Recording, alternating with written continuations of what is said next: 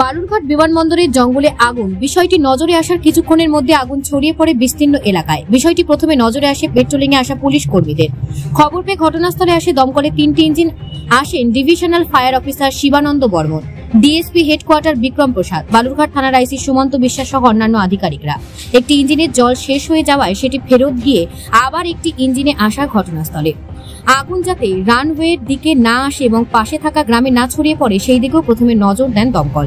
এ বিষয়ে divisional fire officer Shibananda Barman জানান, যে বুশগুলো যারা জঙ্গলগুলো আছে তো শুকিয়ে যায়, কিন্তু আগুন লাগার অনেক সময় গ্যাস থেকেও হয়ে যায়, আবার অনেক সময় কোনো পাবলিক লাগিয়ে দিল, সামনে একটা ভাটা আছে, সেই ভাটা থেকে পুলিশ বউ আসতে পারে, অনেক সময় তো হয়ে যায়, হয়ে গেছে। এখন কত বড় আগুন, কতগুলো ইঞ্জিন এসছে আপনাদের? আমার দুটো ইঞ্জিন তো কাজ করছে, আরেকটা আসতেছে।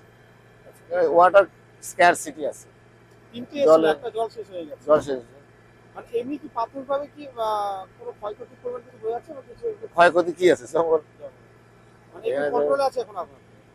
এগুলো কি যতক্ষণ জঙ্গল পড়তে থাকবে ততক্ষণ এটা ভয়ের কিছু নেই।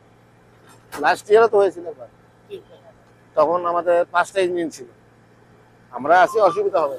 আরো ইঞ্জিন আসছে।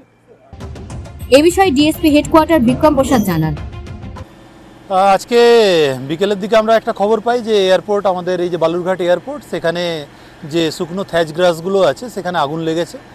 সেটা জানার পরেই আমরা সঙ্গে সঙ্গে ফায়ার ব্রিগেডকে ইনফর্ম করি, লোকাল আমাদের যিনি ম্যাজিস্ট্রেট আছেন তাকেও ইনফর্ম করা হয়, আমরাও ফিল্ডে আসি এবং এখানে দ্রুত তৎপরতার সাথে আগুন নেভানোর কাজ শুরু হয়েছে। আপনারা দেখতে পাচ্ছেন সারাউন্ডিং একটা রুরাল বেল্ট আছে, কিছু বাড়িঘর আছে সেদিকটায়।